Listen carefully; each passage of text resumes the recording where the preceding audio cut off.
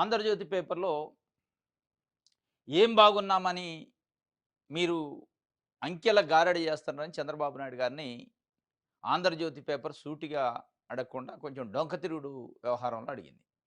మొన్న అంటే ఒక 4, 5 రోజుల క్రితం నారా చంద్రబాబు నాయుడు గారు ఆంధ్రప్రదేశ్ ముఖ్యమంత్రి గారు పవర్ పాయింట్ ప్రజెంటేషన్ చేశారు. అంటే ప్రతి 3 మంత్స్‌కి ఒకసారి చేస్తున్న క్వార్టర్లీ పవర్ పాయింట్ ప్రజెంటేషను.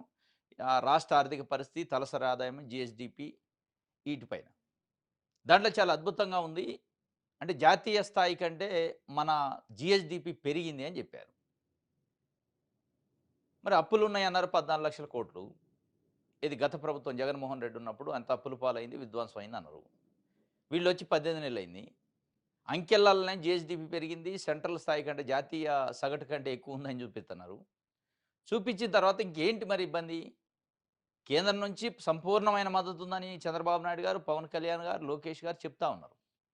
సంపూర్ణమైన మద్దతుంది కేంద్రం నుంచి డబుల్ ఇంజిన్ సర్కార్ అని. మరి మద్దతంటే అక్కడి నుంచి ఫుల్లు నిధులొస్తున్నాయి. ఇక్కడ జీఎస్‌డీపీ పెరిగింది. మరి దేనికోసం ప్రజలకిచ్చిన హామీలను అమలు చేయట్లే. పదే పదే ఇది రాష్ట్రం విధ్వంసం పాలైంది. కాస్త టైం కావాలి. సంపదని పెంచాలి, సృష్టించాలి అనే పరిస్థితి. ఇక చివరికి ఎక్కడికొచ్చిందంటే డిసెంబర్ 1కి జీతాలు ఇవ్వలేని పరిస్థితికొచ్చింది. డిసెంబర్ 1కి గవర్నమెంట్ ఎంప్లాయీస్‌కి, పెన్షనర్స్‌కి ఇవ్వాల్సిన జీతాల గురించి ఒక 3,000,00,00,000 ఆర్‌బీఐ దగ్గర బాండ్లు పెట్టి అప్పులు తెచ్చి ఇవ్వాల్సిన పరిస్థితికొచ్చింది అని చెప్పి ఆంధ్రజ్యోతి రాసింది. కొన్ని వాస్తవాలు ఉన్నాయి ఇందులో. ఏంటి మరి అసలు ఏం బాగుందని ఈ అంకెలేంది, ఈ కథ ఏంది మరి లేదని చెప్పొచ్చు కదా! మా రాష్ట్ర పరిస్థితి బాగాలేదు. మా రాష్ట్ర పరిస్థితి చాలా ఇబ్బందిగా ఉంది అనంటే కదా కేంద్రం నుంచి సాయం చేసేది. కేంద్రం నుంచి పన్నులలో వచ్చే వాటా 42% యావరేజ్‌గా ఉంటది ప్రతి రాష్ట్రానికి. కానీ బీజేపీ నరేంద్ర మోడీ గారు అధికారంలోకి వచ్చిన తర్వాత దాన్ని మార్చారు. ఇట్లా గాదు ఫిక్స్‌డ్‌గా ఏది 42% రిటర్న్ ఇయ్యటం అనేది గాదు. ఆ రాష్ట్ర ఆర్థిక పరిస్థితిని బట్టి, ఆ రాష్ట్రం కాస్త ఇన్‌కమ్ డెఫిసిట్‌లో ఉందనుకోండి కాస్త ఎక్కువియటం. ఒక రాష్ట్రం ఇన్‌కమ్‌లో మంచిగుందనుకోండి దానికి తక్కువియటం. టాక్స్ రిటర్న్ ఇచ్చే దాంట్లో.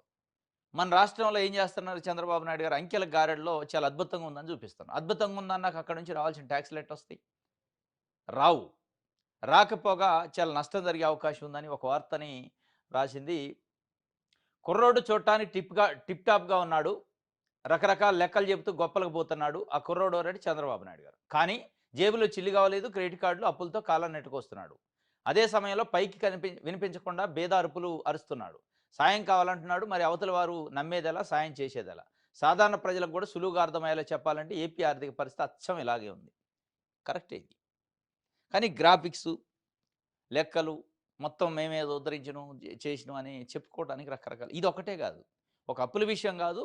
ఆంధ్రప్రదేశ్‌లో ఉన్న బుద్ధిజీవులు ప్రజలు మాట్లాడుకునేది చాలా విషయాలలో అమరావతి నిర్మాణం విషయంలో కావచ్చు, పోలవరం విషయంలో కావచ్చు, పెట్టుబడులు తెచ్చే విషయంలో కావచ్చు, ఈ గూగుల్ డేటా సెంటర్ విషయం కావచ్చు, అదాని డేటా సెంటర్ విషయం కావచ్చు.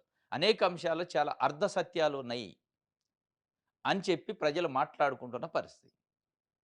ఈరోజు ఆంధ్రజ్యోతి కేవలం అప్పుల గురించో, జీఎస్‌డీపీ గురించో రాసింది గానీ, ఇట్లాంటి అనేక అంశాలపైన ఆ రాష్ట్రం వెలిగిపోతుంది, చాలా అద్భుతంగా ఉంది, చాలా ముందుకు పోతుంది, విజనరీతోని చేస్తాను అంటాడు గదా! ఈ విజనరీ అనుకున్న లెక్కలన్నీ కాగితాలకే పరిమితం తప్ప, వాస్తవాల్లో అర్ధ సత్యాలున్నాయి. కాగితాల్లో చూపిస్తున్నారు లెక్కలు. డేటా సెంటర్ వచ్చింది, ఇన్ని లక్షల కోట్లు, ఇన్ని వేల కోట్లు పెట్టుబడులొచ్చినియి, ఇన్ని లక్షల ఉద్యోగాలొస్తాయి, 20,00,000 ఉద్యోగాలు, 16,00,000 ఉద్యోగాలు అని చెప్తున్నారు. కానీ అంత లేదాడ. అంత లేదని చెప్పడానికి నిన్న కాగ్నిజెంట్ సంస్థ ఇచ్చిన షాకే దానికి ఉదాహరణ. వాళ్ళు చాలా సింపుల్‌గా చెప్పారు. మీరేదో కండిషన్‌లు పెట్టి 2033 కల్లా కంప్లీట్ కావాలి. ఇన్ని వేల మందికి ఉద్యోగాలు ఇయ్యాలంటే మాతోని కాదు. ఆ కండిషన్‌కి మేము ఒప్పుకోం. మేమే కండిషన్‌లు పెడతాం మీరు ఒప్పుకోవాలని ప్రభుత్వానికి కండిషన్‌లు పెట్టారు. అది పూర్తి చేసినా చేయకపోయినా మాకిచ్చిన భూములు గుంజుకోవద్దు. మా పైన చర్యలు తీసుకోవద్దు. మేము ఉద్యోగాలు ఇచ్చినా ఇయ్యకపోయినా మా పైన చర్యలు తీసుకోవద్దు. మేము ఏం చేసినా చేయకపోయినా మాకిచ్చే రాయితీలివ్వాలి. అని చెప్పి పన్నులలో గాని, కరెంటులో గాని, నీళ్లలో గాని, భూమిలో గాని రాయితీలు ఇవ్వాల్సిందే. ఇవన్నీ ఇస్తా అంటేనే మేమొస్తాం. మేమేం చేసినా చేయకపోయినా పర్లే. మేము ఇప్పటికిప్పుడు కంపెనీ స్టార్ట్ చేస్తామా? లేట్ అయిద్దా? ఇంకా 4 రోజులు పట్టిద్దా? 10 ఏళ్ళు పట్టిద్దా? మాకు కండిషన్స్ పెట్టొద్దు. మేము కండిషన్స్ పెడతాను. ఈ కండిషన్స్‌కి ఓకే అంటే మేము పెట్టుబడులు పెడతామని షాక్ ఇచ్చింది. ఒక కాగ్నిజెంట్ కాదు. ఇక మిగతాయి కూడా క్యూ కడతాయి అదే పద్ధతిలో. ఇగో ఇట్లా ఉంది చంద్రబాబు నాయుడు గారి కూటమి పరిపాలన అనేది ఆంధ్రజ్యోతి పేపరు చెప్తుంది. మరి దీని వెనకున్న సత్యం వాస్తవాలైతే కొన్ని ఉన్నాయి గానీ ఎందుకు రాసిండు అనేది ఇక మనకు భవిష్యత్తులో తెలవాలి. ఈళ్ళు రాసే ఈనాడు, ఆంధ్రజ్యోతి రాస్తున్న వార్తల్లో వాళ్ళ ఇంటెన్షన్ ఎజెండా ఏరే ఉంటది. అంటే ప్రజల కోసం ఏదో అప్పుడప్పుడు రాసినట్టు అనిపిస్తది గానీ, దాని ఎజెండా ఎనకాల ఉన్న ఎజెండా వేరే ఉంటది. అంటే రాష్ట్రం బాగాలేదు, రాష్ట్రం పరిస్థితి ఆర్థిక పరిస్థితి బాగాలేదు. కాబట్టి చంద్రబాబు నాయుడు గారు ఏం చేయలేడని చెప్పేదానికి ఒక పునాదేసి ఇక స్టార్ట్ చేశారా అనేది తెలవదు గానీ, మొత్తానికైతే రాశారు. వాస్తవాలు కొన్ని ఉన్నాయి ఇందులో. రాష్ట్రం పరిస్థితి అస్సలే బాలేదు. ఉద్యోగులకి జీతాలు ఇయ్యలేని పరిస్థితిలో ఉంది. పెద్ద పెద్ద మాటలు చెప్తున్నారు చంద్రబాబు నాయుడు గారు. కేంద్రం నుంచి రావాల్సిన స్థాయిలో రావట్ల నిధులు. గ్రాంట్లు రావట్ల, నిధులు రావట్ల. ఈవెన్ ట్యాక్స్‌లు కూడా రావట్ల. మనం ఇక్కడ నుంచి పే చేసిన ట్యాక్స్‌లు కూడా రిటర్న్ వచ్చే పరిస్థితి ఆ స్థాయిలో లేదు. దీనిపైన అంటే మిమ్మల్ని మోసే పత్రిక రాసింది కాబట్టి ఇప్పటికైనా అలర్ట్ అయ్యి, యెస్ మనం ఏం చేస్తున్నాం? ఏం చేయాలి? ఎలా చేస్తే ఈ రాష్ట్రం ముందుకెళ్తుంది? అనే అంశాలపైన ఆలోచిస్తే సంతోషంగా ఉంటది. ఇది రాష్ట్ర స్థూల ఆర్థిక ఉత్పత్తి రయ్యిమని దూసుకుపోతుందంట. తలసరి ఆదాయాల్లో దేశ సగటును మించి టాప్‌కు లేపుతుందట. కానీ ఖజానా మాత్రం ఖాళీగా ఉంది. అన్నింటికీ ఆర్థికంగా కటకట. ఏమిటి ఈ వింత పరిస్థితి అనుకుంటున్నారా? కొన్ని అవసరాల కోసం చెప్తున్న గొప్ప లెక్కలే మరో కోణంలో కొంప ముంచుతున్నాయి. రాష్ట్రానికి రావాల్సిన కేంద్రం సాయం దక్కకుండా చేస్తున్నాయి.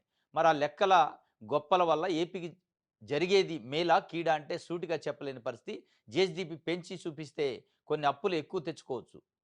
అంతా బాగుందని చెప్తే బ్రాండ్ ఇమేజ్ పెరగవచ్చు. కానీ అదే సమయంలో కేంద్రం పన్నుల్లో వాటాలు, గ్రాంట్‌లకు భారీగా కోతలు పడుతుంది. ఇదనమాట. జీఎస్‌డీపీ పెంచి చూపిస్తే కొన్ని అప్పులు ఎక్కువ తెచ్చుకోవచ్చట. Brand image పెరిగిద్దట. పెరిగి పెట్టుబడిదారులు వస్తారట. జీఎస్‌డీపీ ఎక్కువ చూపిస్తే అప్పులిస్తారా? ఎవరిని మీరు మభ్యపెడుతున్నారు మళ్ళీ ఈ వార్తలో? చంద్రబాబు నాయుడు గారు జీఎస్టీ ఎక్కువ చూపించింది తప్పుడు లెక్కలే ఇది. పక్కాగా చెప్తుండు. ఎక్కువ చూపించారట. ఎక్కువ చూపించడం ఏంటిది? ఉన్నదానికంటే ఎక్కువ చూపించిండంటే తప్పుడు లెక్కలు, తప్పుడు మాటలు చెప్పిండు. ఎందుకు చెప్పిండు తప్పుడు అంటే దాన్ని కూడా సమర్థిస్తాడు. ఎందుకు అంటే మనకు అప్పులు రావాలి కదా! పెట్టుబడులు రావాలి కదా! ఇమేజ్ పెరగాలి కదా! అంటే ఇమేజ్ పెరగాలని లేనిది ఉన్నట్టు రాస్తారా? ఏదో ఎనకటి శాస్త్రం ఉంది ఒకటి.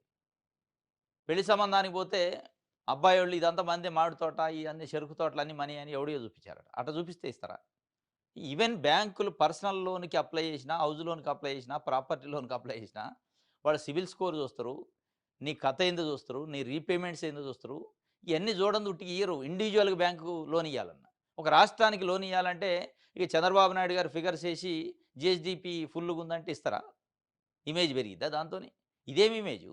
ఇట్లాంటి ఇమేజ్ పెంచే 2014, 19 మధ్యలో ఆంధ్రప్రదేశ్ రాష్ట్రానికి ఈరోజు రాజధాని లేని పరిస్థితి తెచ్చారంటే ఇగో ఇయ్యే.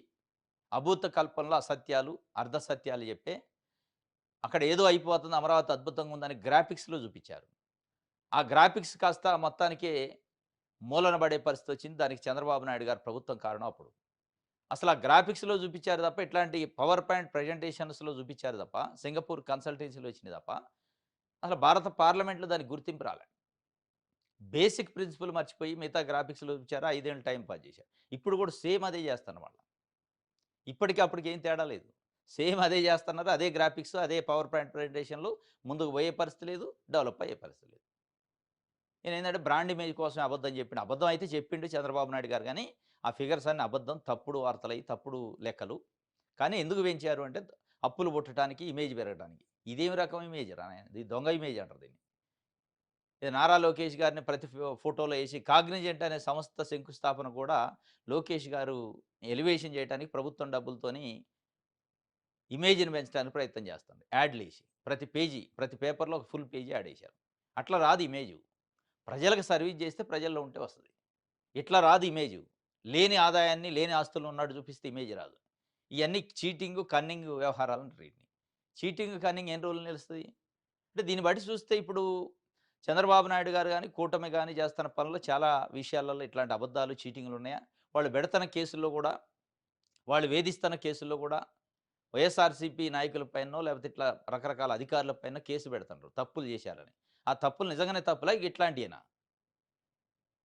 ఆ పార్టీనో లేకపోతే ప్రతిపక్షం లేకుండా చేయాలనే ఉద్దేశ్యంతోనో ఉన్నవాటిని, లేనివాటిని కలిపి చెప్తుందనే అనుమానాలు కూడా వస్తున్నాయి. ఇది మొత్తానికైతే 'ఆంధ్రజ్యోతి' ఇది రాసింది వార్త. అప్పులు, ఆర్థిక పరిస్థితులు ఏపీ, బీహార్ దాదాపు ఒకటే. కానీ ఈ ఏడాది కేంద్ర పన్నుల వాటా మనకంటే బీహార్‌కి 10,000 కోట్లు ఎక్కువొచ్చాయి. దీనికి ప్రధాన కారణం ఆర్థికంగా బాగున్నాం అని మనకు మనకు మనం చెప్పుకోవడమే. ఇదనమాట. బీహార్ ఏమో ఆర్థికంగా మేము బాగాలేమని చెప్పింది. 10,000 కోట్లు ఎక్కువ పోయినాయి పన్నులలో రిటర్న్. మనం చాలా అద్భుతంగా ఉన్నామని లెక్కలు చూపించాక వాళ్ళెందుకిస్తారు? ఇవ్వరు గదా! అది నష్టం జరుగుతుంది. చంద్రబాబు నాయుడు గారి ఈ అబద్దాల పవర్ పాయింట్ ప్రజెంటేషన్ వల్ల ఈరోజు రాష్ట్రానికి రావాల్సిన అక్కడి నుంచి రావాల్సిన పన్నులో, గ్రాంట్‌లో లేతే నిధులో రాని పరిస్థితి. ఇక వస్తే గిస్తే అప్పులొస్తాయేమో. అప్పులు ఎవరి మీద మళ్ళా ప్రజల మీదనే గదా! ఇమేజ్ వస్తదంటున్నారు. ఇమేజ్ పేపర్‌లకి పరిమితం తప్ప నిజమైన ఇమేజ్ లేదాడ వచ్చేటట్టు కనపడటంలే. రైట్. ఇది 'ఆంధ్రజ్యోతి'కి సంబంధించి.